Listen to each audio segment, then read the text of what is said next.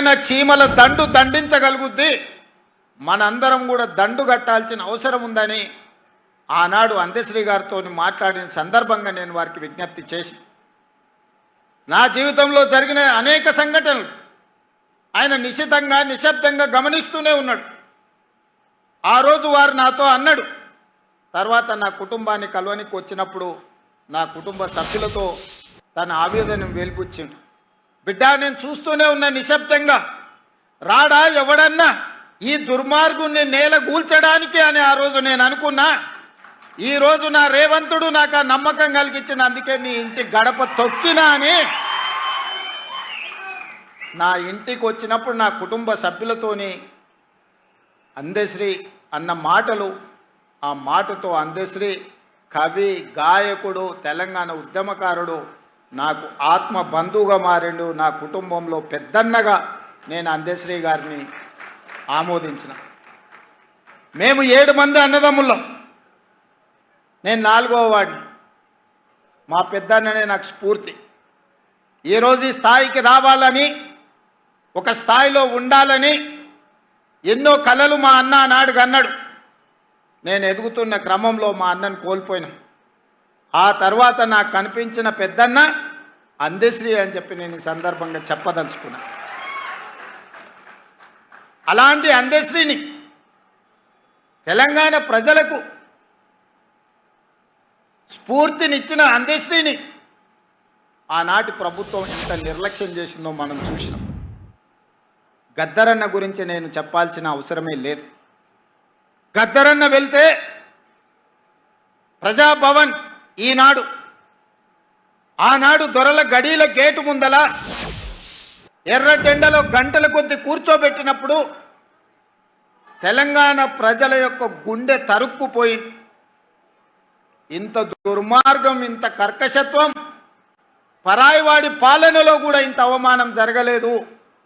గద్దరన్న ఎర్రటెండకు కూర్చోబెట్టిన వాడిని శాశ్వతంగా ఫామ్ హౌస్లో బంధించాలని ఆనాడే ప్రజలు నిర్ణయించారు. ఏ రోజైతే అందశ్రీ గలాన్ని నిర్బంధించాలనుకున్నాడో, ఏ రోజైతే గద్దరన్నను అవమానించిండో, ఆనాడే తెలంగాణ 4 కోట్ల ప్రజలు నిర్ణయించుకున్నారు, ఇక సమయం ఆసన్నమైంది, గడీలను బద్దలు కొట్టాల్సిందే అని నిర్ణయించుకొని లక్షలాది మంది రోడ్ల మీదకి వచ్చి ఈనాడు ఆ దొరల గడీలను బద్దలు కొట్టి ప్రజాపాలనను తీసుకొచ్చి ఇక్కడ కూర్చోబెట్టారు. ఆ ప్రజాపాలననే డిసెంబర్ 7, 2023 నాడు బాధ్యత తీసుకుంటే జూన్ 2, 2024 నాడు రాష్ట్ర అవతరణ దినోత్సవం రోజు తెలంగాణ జాతికి జయ జయ హే గలాన్ని అంకితం చేసినప్పుడు అందశ్రీ గారి భావోద్వేగం పరేడ్ గ్రౌండ్లో వారి కళ్ళల్లోనే చూడాలి. నేను చెబితే మాటలు సరిపో, వారి భావోద్వేగం నిజంగా ఆనాడు అందశ్రీ గారి భావోద్వేగం ఇంకో తరాన్ని, ఇంకో రాష్ట్రాన్ని సాధించేటంత స్ఫూర్తినిచ్చే గొప్ప భావోద్వేగం. అందుకే మిత్రులారా, ఈనాడు ఈ ప్రభుత్వం ఒక అందశ్రీని, ఒక గద్దరన్నను శ్రీమతి సోనియా గాంధీ గారి స్ఫూర్తితోటి ఈ ప్రభుత్వాన్ని మేము నడిపిస్తున్నాం.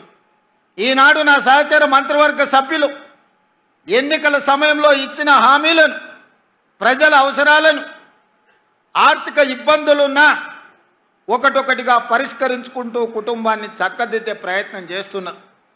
రోజుకు 16-18 గంటలు ఈరోజు సహచర మంత్రివర్గ సభ్యులు ఈరోజు ప్రజలకు అందుబాటులో ఉండి పనులు చేస్తున్నారు. ఇవాళ మేకతోలు కప్పుకున్న తొడేలు ఈరోజు బయటికి వచ్చింది. మేకతోలు కప్పుకున్న తొడేలు ఈనాడు మాట్లాడుతుంది. కేసీఆర్ గారు నోటిఫికేషన్లు ఇస్తే రేవంత్ రెడ్డి ఉద్యోగాలు ఇచ్చిండని. నేను అడగదలుచుకున్న ఈ తొడేళ్ల గుంపును, ఆనాడు నీ చెల్లిని నిజామాబాద్ పార్లమెంటు ఎన్నికల్లో బండకేసి కొడితే 6 నెలలు తిరగకుందే శాసన మండలికి ఉద్యోగాన్ని ఇచ్చి పంపించింది కదా. నీ బంధువు వినోద్ కుమార్ని పార్లమెంటులో గోతి తీసి పాతి పెడితే కరీంనగర్ ప్రజలు ప్లానింగ్ కమిషన్ వైస్ చైర్మన్గా 3 నెలల్లోనే ఉద్యోగం ఇచ్చిండ్రు కదా. మీ బంధువులైన హరీష్ రావు గారికో కేటీఆర్కో లేకపోతే దయాకర్ రావుకో ఇలా చెప్పుకుంటూ వెళ్తే వందల మంది నీ బంధువులకు ఒక్కరోజు ఖాళీ ఉండకుండా ఉద్యోగాలు మంత్రి పదవులు ఇచ్చినావు కదా, నువ్వు పదవులు అనుభవించినావు కదా, ఒక్క గంట కూడా ఆలస్యం చేయకుండా నీ కోసం, నీ కుటుంబం కోసం, నీ బంధువుల కోసం పడ్డ తాపత్రయంలో తెలంగాణ ఉద్యమమే ఉద్యోగాల జాతర. ఆ ఉద్యోగాల గురించి ఒక్క రోజైనా ఆలోచన చేసినవా? టీచర్ల నియామకాలు చేపట్టినవా? పోలీసు నియామకాలు చేపట్టినవా? డాక్టర్లు నర్సుల నియామకాలు చేపట్టినవా? లేకపోతే ఇంజనీర్ల నియామకాలు చేపట్టినవా? గ్రూప్ 4, గ్రూప్ 3, గ్రూప్ 2, గ్రూప్ 1 పరీక్షలు ఏవైనా నిర్వహించి నువ్వు ఉద్యోగ నియామకాలు చేపట్టినవా? మేము నోటిఫికేషన్లు ఇచ్చినాం, రేవంత్ రెడ్డి నియామకాలు చేపట్టినన్ని నిస్సిగ్గుగా నడి బజార్లో నిలబడి మాట్లాడుతున్నావు కదా. ఈరోజు ఒక్క మాట నేను అడగదలుచుకున్నా.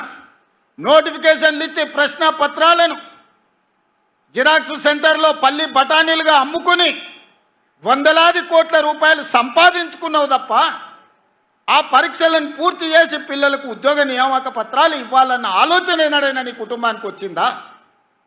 నీకో, నీ చెల్లికో, నీ చుట్టానికో ప్రజలు బండకేసి కొడితే ఎంబడే మళ్ళీ ఉద్యోగ నియామక పత్రాలు అందజేసి మీ కుటుంబం కళ్ళల్లో ఆనందం చూసినారు, మీ ఇంట్లో పండుగలు జరుపుకున్నారు. కానీ తల్లిదండ్రులు ఉపాధి హామీ కూలీ పనిచేసి రూపాయి కూడబెట్టి ఉస్మానియా కాకతీయ యూనివర్సిటీలలో పీజీలు పిహెచ్డీలు చదివించి పోటీ పరీక్షలకు అశోక్ నగర్, దిల్సుఖ్ నగర్ చౌరస్తాలో, అమీర్పేట చౌరస్తాలో 10 ఏళ్ళు కోచింగ్ సెంటర్ల చుట్టూ తిరిగితే పరీక్షలు నిర్వహించి వాళ్లకు ఉద్యోగాలు ఇవ్వాలన్న ఆలోచన ఏనాడైనా మీకు వచ్చిందా?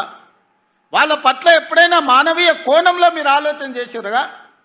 మీరు ఎప్పుడైనా వాళ్ళ పట్ల మనుషులుగా ప్రవర్తించినరా అని నేను ఈరోజు అడుగుతున్నా. 2011 ఉమ్మడి రాష్ట్రంలో గ్రూప్ 1 పరీక్షలు నిర్వహిస్తే 2026లో నేను వచ్చి, మా మిత్రుడు బట్టి విక్రమార్క గారు వచ్చి 2024లో నోటిఫికేషన్ ఇచ్చి వాళ్ళ నియామకాలు చేపట్టే వరకు 16 సంవత్సరాలు ఆ పిల్లలు గ్రూప్ 1 ఉద్యోగాలు రాకపోతే ఏమైపోతారని నేను ఈరోజు అడగదలుచుకున్నా.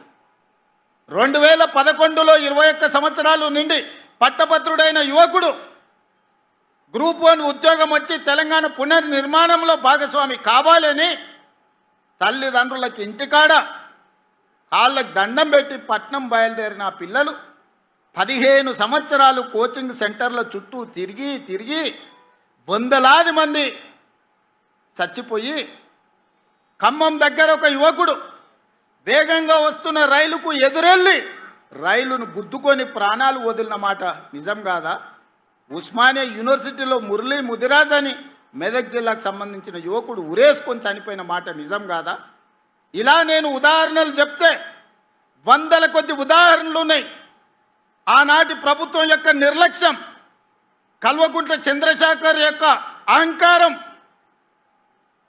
ఆయన కుటుంబ సభ్యుల కోసం స్వార్థంతో అందించిన పరిపాలన ఈ తెలంగాణ సమాజాన్ని శవాలమయంగా మార్చింది, దుఃఖ సముద్రంలో నింపింది, దుఃఖ సముద్రంలో మునిగిపోయింది తెలంగాణ రాష్ట్రం 10 సంవత్సరాలు. అలాంటి తెలంగాణను వచ్చిన మొదటి సంవత్సరంలో 67,674 ప్రభుత్వ ఉద్యోగాలు, దాదాపుగా 70,000 ఉద్యోగాలు ఎల్బీ స్టేడియం సాక్షిగా, శిల్పారామం సాక్షిగా, నక్లెస్ రోడ్డు మీద ఉన్న అంబేద్కర్ సాక్షిగా నియామక పత్రాలు, ఉద్యోగాలు వచ్చిన పిల్లల్నే కాదు వాళ్ళ కన్న తల్లిదండ్రులను అక్కడికి పిలిపించి వాళ్ళ కళ్ళ ముందు నీ కొడుకు ప్రయోజకుడైండు, నీ కొడుకు ఒక డిఎస్పీ అయిండు, నీ కొడుకు ఒక ఆర్టీఓ అయిండు, నీ కొడుకు ఒక కమర్షియల్ ట్యాక్స్ కమిషనర్ అయిండు, నీ కొడుకు ఒక ఎంపీడీఓ అయిండు, నీ కొడుకు ఒక ఎస్ఐ అయిండు, నీ కొడుకు ప్రయోజకుడైండని ఆ తల్లిదండ్రుల కళ్ళ ముందు నియామక పత్రాలు అందజేసినప్పుడు ఆ పేదోళ్ళ కళ్ళల్లా, ఆ దళితుల బిడ్డల కళ్ళల్లా ఈరోజు మా లక్ష్మణ్ అంటుండు, అన్నా 52 మంది మా దళిత బిడ్డలు గ్రూప్ 1 ఉద్యోగాలు వచ్చినాయి, నువ్వు నియామక పత్రాలు చేపడితే నేను నీ మంత్రివర్గంలో ఉండడం నా జన్మ ధన్యమైంది, మా పిల్లలకు న్యాయం జరిగిందని మిత్రుడు ఈరోజు చెబుతున్నప్పుడు ఒక ముఖ్యమంత్రిగా నాకు ఇంతకంటే సంతోషం ఏముంటుందని నేను అడుగుతున్నా. నేను ఇవాళ ఇక్కడి నుంచి వేదిక మీద నుంచి చిల్లర మాటలు మాట్లాడి చిచోరగా తిరిగే నాయకులమని చెప్పుకునే వాళ్ళని సూటిగా అడుగుతున్నా. 10 సంవత్సరాలు నువ్వు నోటిఫికేషన్లు ఇస్తే నియామక పత్రాలు చేపట్టలేదు కదా. సంవత్సరం తిరిగే లోపల 70,000 ఉద్యోగాలు మేమెట్లా చేపట్టినాము.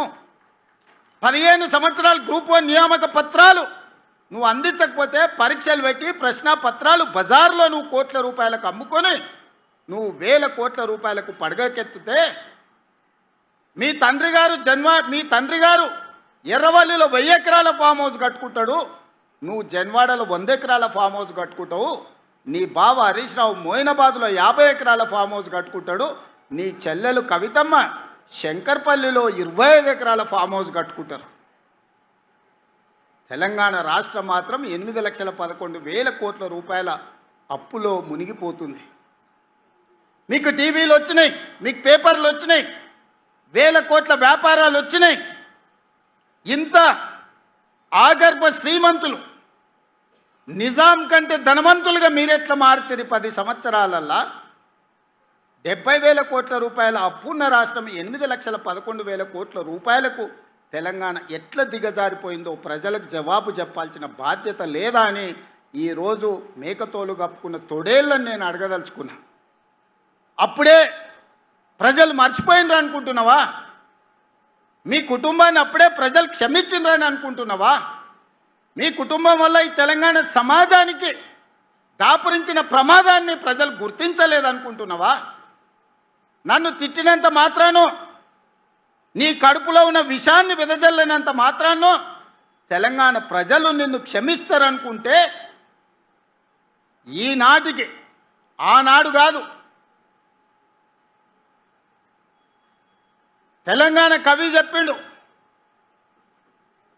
నిజాంల పైజామాలు ఊడగొడతాం, దిగంతాలకు తరిమి కొడతామని. ఇవాళ నేను చెప్తున్నా, ఆనాడు ఆ కవి స్ఫూర్తిగా నిజాంల పైజామాలు ఊడగొట్టి దిగంతాలకు ఆనాడు తరిమిను.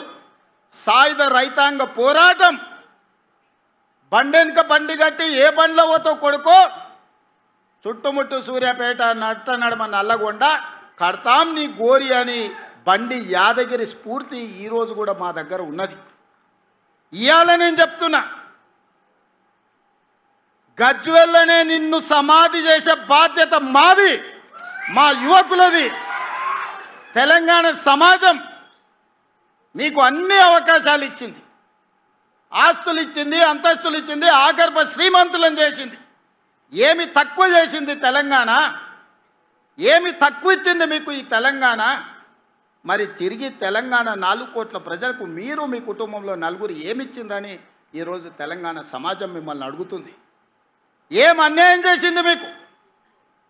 చెప్పులు లేకుంటే తిరిగేటోళ్లకు, గంజి గతి లేని వాళ్ళకి ఇలా బెంచ్ కార్లోకి వచ్చినాయి కదా. అమెరికాలో బాత్రూమ్లు కడుక్కునేటోడు ఈరోజు తెలంగాణ రాష్ట్రానికి మంత్రి అయింది కదా. దుబాయ్ పాస్పోర్ట్ బోకరు తెలంగాణ రాష్ట్రానికి ముఖ్యమంత్రి అయింది కదా. ఏం తక్కువ చేసిందని నేను అడుగుతున్నా తెలంగాణ మీకు. ఎన్నడైనా ఏ దుబాయ్కి పంపించే పాస్పోర్ట్ బ్రోకర్ కేంద్ర మంత్రిగా తెలంగాణ రాష్ట్రానికి ముఖ్యమంత్రి అవుతాడని కలలు కన్నాడా? అలాంటి దుబాయ్ పాస్పోర్ట్ బ్రోకర్ని ఇవాళ తెలంగాణ రాష్ట్రానికి ముఖ్యమంత్రిగా తెలంగాణ ప్రజలు చేశారు. అమెరికాలో బాత్రూంలు కడుక్కునే నిన్ను ఐటీ ఇండస్ట్రీస్ మినిస్టర్గా 10 సంవత్సరాలు ఈ ప్రజలు భరించారు. రబ్బర్ చెప్పులు లేని కోమటిరెడ్డి వాళ్ళ ఇంటి ముందల 1000 రూపాయల కోసం గంటల కొద్దీ నిలబడ్డ నిన్ను, నీ కుటుంబాన్ని ఈరోజు మంత్రిగా చేసిండ్రు. బతుకమ్మ చీరలు, బోనాలు, బతుకమ్మలు వస్తే వసూళ్ళు చేసే మీ చెల్లెల్ని కూడా ఎమ్మెల్సీ, ఎంపీగా తెలంగాణ సమాజం చేసింది కదా. చివరికి సాడరాలో సోడా పోసే ఆయన సడ్డకుని కొడుకుని కూడా రాజ్యసభ సభ్యులను చేసింది కదా. ఇది తెలంగాణ ప్రజలు చేసిన త్యాగం కాదా? ప్రాణాలు ఇవ్వడమే కాదు, ఆత్మ బలిదానాలు చేసుకోవడమే కాదు, మీకు ఇంత ఐశ్వర్యాన్ని, అంతస్తులను అందించిన తెలంగాణకు మీరు చేసిన ద్రోహం ఏందో తెలంగాణ సమాజం మర్చిపోయిందని మీరు అనుకుంటున్నారా? ఇవాళ అందుకే నేనున్నంత వరకు, ప్రజలతో మమేకమైనంత కాలం నిన్ను, నీ కుటుంబాన్ని తులసి వనం లాంటి తెలంగాణ సమాజంలో గంజాయి మొక్కను మొలకెత్తనిచ్చే సమస్యనే లేదు. అందుకే మా స్ఫూర్తి అందశ్రీ, మా స్ఫూర్తి గద్దరన్న, మా స్ఫూర్తి సోనియా గాంధీ. మరి నీ స్ఫూర్తి ఎవరని అడుగుతున్నా? నిజామా? కాసిం రిజ్వీనా? ఈడీ అమీనా? ఎవడు నీ స్ఫూర్తి? ఏ జాతి నీది? నీ జాతేంది? నీ నీతేంది? నీకు మాకు పోలికేంది? నీకు మాతో పోటేంది? మేము అదమర్చినప్పుడు, మేము కనుమూర్చినప్పుడు 4 కోట్ల తెలంగాణ సభానేజ్ని కబలించి దోపిడీకి పాల్పడుతుంది కదా. ఆ దోపిడీని మేము అంత ఈజీగా మర్చిపోతామా? అయినా ఒక్క మాట చెప్పదలుచుకున్నా. సరిగ్గా 2 తరాల ముందు నిజాం నవాబు కాసిం రిజ్వీ ప్రపంచంలో ఆగర్భ శ్రీమంతులు, ప్రపంచంలోనే అత్యంత ధనికుల లెక్కగట్టినప్పుడు మొదటి 2 స్థానాలలో ఆనాడు నిజాం ప్రభు ఉండే.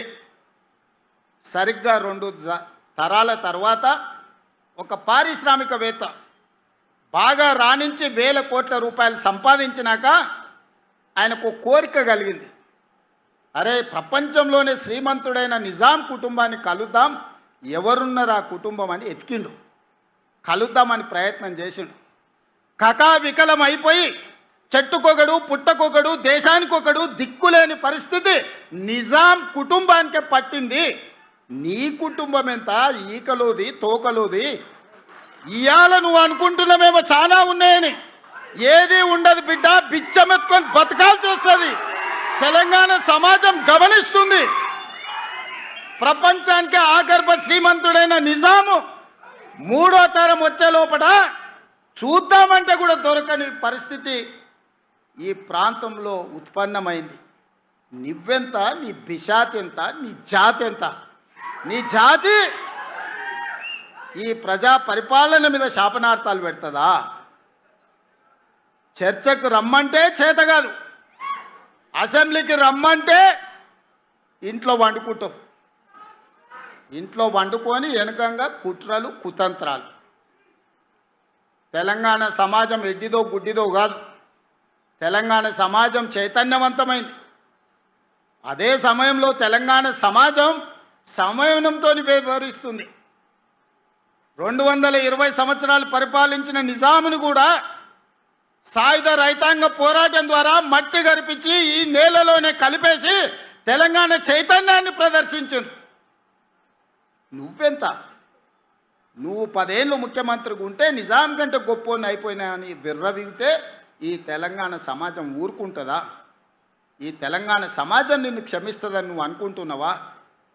అందుకే మిత్రులారా, ఈనాడు అందశ్రీ అనేవాడు ఆధిపత్యం తెలంగాణ మీద ప్రదర్శించాలనుకున్నప్పుడు, ఈ తెలంగాణని ఆక్రమించుకొని ఈ తెలంగాణను దోసుకోవాలనుకున్నప్పుడు ఏ తరమైన అందశ్రీ మళ్ళీ పుడతాడు. ఆ అందశ్రీ స్ఫూర్తి మన గుండెల్లో ఉంటుంది. ఎవడు ఈ తెలంగాణను చెరబట్టలేడు. ఎవడు శాశ్వతంగా ఈ తెలంగాణను దోచుకున్నని వికటట్టహాసం చెయ్యలేడు. అప్పుడు అందశ్రీ తప్పకుండా వస్తాడు, పాటై వస్తాడు, తెలంగాణ సమాజాన్ని చైతన్యం చేస్తాడు. ఒక స్ఫూర్తి ప్రదాతగా అందశ్రీ ఉంటాడు. అందశ్రీ స్ఫూర్తి మా ప్రభుత్వానికి, మా పాలనకు శ్రీరామ రక్ష. ఈరోజు కూడా గుండె మీద చెయ్యేసుకుని ధైర్యంగా నేను చెప్పగలను, అందశ్రీ గద్దర్ స్ఫూర్తి మా పరిపాలనలో ఉంది. మాట కోసం నేను ఈ మాట చెప్పట్లేదు. నిజమైన స్ఫూర్తిని తీసుకొని ఈరోజు పరిపాలన అందిస్తున్నా. 60 రోజుల్లో 11,000 టీచర్ ఉద్యోగాలను నోటిఫికేషన్ నుంచి ఉద్యోగ నియామక పత్రాల వరకు నిరుద్యోగ యువకులకు అందించినాం. ఈనాడు నిరుద్యోగ యువకులకు నేను విజ్ఞప్తి చేస్తున్నా, ప్రతి ఖాళీని భర్తీ చేసే బాధ్యత మీ రేవంత్ అన్నది. మాయగాళ్ళ మౌటలో పడకండి. ఆనాడు కూడా ఇట్లానే 100 రూపాయలు పెట్టి పెట్రోల్ తెచ్చుకున్నారు, 10 పైసలు పెట్టి అగ్గిపెట్టె తెచ్చుకోలే, అగ్గిపెట్టె రావు. ఎవడన్నా పుణ్యాత్ముడు ఆ 10 పైసలు అగ్గిపెట్టె తెచ్చి గీర్నుంటే ఈ తెలంగాణ సమాజానికి బాధనే ఉండేది కాదు. అది చూసి భావోద్వేగానికి లోగైన తెలంగాణ బిడ్డలు ఓ శ్రీకాంతాచారి, ఓ ఈశాన్ రెడ్డి, ఓ వేణుగోపాల్ రెడ్డి, ఓ సురేష్ నాయక్, ఓ యాదయ్య, ఓ కానిస్టేబుల్ కిష్టయ్య ఉరి కొయ్యలకి ఏలాడిను. బగబగ వండే నిప్పుల్లో తెలంగాణ కోసం అమర వీరులైన. కానీ వాళ్ళ కుటుంబంలో ఒక్కడికైనా ఘోరంత గీతైన పడ్డదా ఆలోచన చేయండి సోదరులారా. ఎంత దుర్మార్గులో, ఎంత కుట్రపూరితమైన జాతో ఆ జాతి ఈ తెలంగాణ సమాజాన్ని, తెలంగాణ జాతిని చెరబట్టాలని ఆలోచన చేస్తుంది. ఆనాటి నుంచి ఈనాటి వరకు, ఆనాడు మలి ఉద్యమంలో మొదటి ఆత్మ బలిదానం చేసుకున్న శ్రీకాంతాచారి తల్లి శంకరమ్మ బతికే ఉంది. నిన్ననో మొన్ననో ఆ అమ్మ మాట్లాడింది. 10 ఏళ్ళు ఒక్కరోజైనా గుర్తొచ్చిందా? నీ చెల్లెలు కవితమ్మకు ఎమ్మెల్సీ ఇచ్చినావు, కానీ శంకరమ్మకి ఏమన్నా ఇచ్చినవా? చిన్న ఉద్యోగమైన ఇచ్చినావు? అసలు మనిషిగానన్నా గుర్తించినవా శంకరమ్మను? ఎంత దుఃఖం ఉండింటుంది ఆ తల్లి కడుపులో కొడుకును కోల్పోయినప్పుడు. చెట్టంత కొడుకు చేతికొచ్చి తన భవిష్యత్తు బంగారంగా ఉంటుందని ఆ తల్లి కళ్ళలు అన్నప్పుడు, కాలిన నిప్పులాగా, బగబగ మండుతున్న నిప్పులాగా శవమై ఇంటికి వస్తే ఆ తల్లి దుఃఖం ఒక్కరోజైనా నీకు అర్థమైందా? ఎందుకంటే నీ జాతిలో కానీ నీ కుటుంబంలో కానీ ఎవరికి గీత కూడా పడలేదు, ఎవ్వడు సావలేదు. మంది చచ్చిపోయినరు కాబట్టి, సమితలు అయినరు కాబట్టి, ఆ సమితలనే నీ మెట్లుగా మార్చుకొని అధికారంలోకి వచ్చినావు. ఇవాళ అదే శంకరమ్మకు మేము ఈరోజు మహిళా కమిషన్ సభ్యురాలను చేసినాం. తెలంగాణ ఉద్యమ స్ఫూర్తిని నింపిన ఆడబిడ్డ వీరనారి చాకలి ఐలమ్మ మనకు స్ఫూర్తి. వీరనారి చాకలి ఐలమ్మ మనమరాల్ని ఈరోజు మనము మహిళా కమిషన్లో సభ్యురాలుగా నియమించినాం. ప్రొఫెసర్ కోదండరామ్ గారిని ఎమ్మెల్సీగా చేసినాం. ఎన్ని ఉద్యమకారులకు ఈరోజు గౌరవించినామో ఒక్కసారి లెక్క తీయండి. మా భట్టి గారికి విజ్ఞప్తి చేస్తున్నా, తెలంగాణ ఉద్యమంలో ముందు బాగాన నిలబడి రెక్కల్ని ముక్కలు చేసుకొని గొంతుని విప్లవాలకు అంకితం చేసిన కుటుంబాలను 9 మందిని గుర్తించి రాష్ట్ర ప్రభుత్వం అధికారికంగా కౌలను, యాదగిరి లాంటి వాళ్ళను, చాలామందిని, గోరి టెంకన్నను, పార్టీని, జెండాను చూడకుండా ఈ గొప్ప కవులను సత్కరించి ₹1 కోటి ప్రతి కుటుంబానికి ఆర్థికంగా వాళ్ళు వయసు మొత్తం ఈ తెలంగాణ జాతికి అంకితం చేసి రెక్కలు ముక్కలు చేసుకున్న వాళ్ళు ఈ వయసులో పిల్లలకు కనీసం చదివించడానికో, పట్టెడు అన్నం పెట్టడానికో, పెళ్లి చేయడానికో ఆర్థిక స్తోమత లేని పరిస్థితుల్లో 9 మంది కవులను తెలంగాణ అవతరణ దినోత్సవం రోజు సన్మానం చేయడం కాదు, తలా ₹1 కోటి ఆర్థిక మద్దతు మన రాష్ట్ర ప్రభుత్వం ఇచ్చింది. ఇది నా సొమ్ము కాదు, ఇది ప్రజల సొమ్ము. ప్రజల కోసం పనిచేసిన వాళ్ళకు చెందాలి అని ఆ కవులను, గాయకులని ప్రభుత్వం సన్మానించింది, గౌరవించింది, ఆర్థికంగా సహాయాన్ని అందించింది. ప్రజా జీవితంలో ఉన్న వాళ్ళకు చాలామందికి ఈరోజు మనం ప్రజాప్రతినిధులకు అవకాశం ఇచ్చిన. గిన్నే మా దయాకర్ ఉన్నట్టున్నాడు, ఉద్యమంలో ఉన్నాయన, తెలంగాణ ఉద్యమంలో పనిచేసిన ఆయన ఈరోజు ఎమ్మెల్సీ వేదిక మీద ఉన్నాడు. దయాకర్ ఉన్నట్టున్నాడు, దయాకర్ని ఎమ్మెల్సీ చేసినాం. ఆనాడు తెలంగాణ ఉద్యమంలో పనిచేసినాడు. ఇట్లా నేను చెప్పుకుంటూ వెళ్తే 100 మందికి అవకాశాలు కల్పించింది ఈ ప్రభుత్వం. అందుకోసం మేము దిగిపోవాలా? ఎందుకోసం దిగిపోవాలి? పోవాలి అని అంటున్నాడు. ఎందుకోసం పోవాలి? నువ్వు దోసుకోవడానికి పోవాలనా? నీ దొంగతనాల కోసం మేము దిగిపోవాలనా? నీ కుటుంబ దురాశ కోసం మేము దిగిపోవాలనా? ఆడపిల్లలకు ఉచితంగా బస్సు ప్రయాణం ఇచ్చినందుకు మేము దిగిపోవాలనా? ప్రతి ఇంట్లో రేషన్ కార్డు ఇచ్చినందుకు దిగిపోవాలనా? ప్రతి పేదవాడికి 3,28,00,000 మందికి సన్న బియ్యం 6 కిలోల లెక్కన ఈరోజు బుక్కడి బువ్వ పెడుతున్నందుకు మేము దిగిపోవాలనా? 200 యూనిట్లు 50 లక్షల కుటుంబాలకు ఉచితంగా ఇచ్చినందుకు దిగిపోవాలనా? 7 లక్షల మందికి ఇందిరమ్మ ఇండ్లు ఇచ్చినందుకు మేము దిగిపోవాలనా? 500 రూపాయలకే సిలిండర్ ఇచ్చినందుకు మేము దిగిపోవాలనా? 70,000 ప్రభుత్వ ఉద్యోగ ఖాళీలను భర్తీ చేసినందుకు మేము దిగిపోవాలనా? రైతుల కోసం రైతు భరోసాతో పాటు 21,000 కోట్ల రూపాయల రైతు రుణమాఫీ చేసినందుకు మేము దిగిపోవాలనా? దేనికోసం దిగిపోవాలా? దేనికోసం దిగాలా? దేనికోసం దిగాలని నేను అడుగుతున్నా. అందుకోసమనే ఈరోజు తెలంగాణ సమాజం నిటారుగా నిలబడ్డది. ఎవరు మాట్లాడినా, ఎవరు ఇట్లాంటి ఏషాలు వేసినా ఈ సమాజం నిలబడి ఎదుర్కొంటుంది. అందుకే ఈరోజు మిత్రులారా, ఎవరు ఎన్ని ఏషాలు వేసినా, చిల్లర మల్లర విషయాలను ప్రస్తావించినా తెలంగాణ సమాజం స్పష్టంగా గమనిస్తుంది. తెలంగాణ సమాజం నిర్ణయం తీసుకోవాల్సినప్పుడు నిర్ణయం తీసుకుంటుంది. ఈరోజు కూడా నేను చెప్తున్నా, ఈ వేదిక నుండి రాసుకోండి. మీరు మీ కుటుంబ సభ్యులు రికార్డు చేసుకొని ప్రతిరోజు రాత్రి పడుకునే ముందలా పొద్దున్నే తెల్లారగట్లనే మీరు వినండి. 94 నుంచి 2004 వరకు 2 సార్లు తెలుగుదేశం పార్టీ అధికారంలో ఉన్నది. 2004 నుంచి 2014 వరకు 2 సార్లు కాంగ్రెస్ పార్టీ అధికారంలో ఉన్నది. 2014 నుంచి 2023 డిసెంబర్ వరకు మీరు 2 సార్లు అధికారంలో ఉన్నారు. 2024 నుంచి 2034 వరకు ప్రజా పాలన అధికారంలో ఉంటుంది. ఇది చరిత్ర, ఇదే చరిత్ర, ఇదే భవిష్యత్తు. మీకు చెప్పుకోవడానికి గతం ఉందేమో కానీ చర్చించుకోవడానికి భవిష్యత్తు లేదు.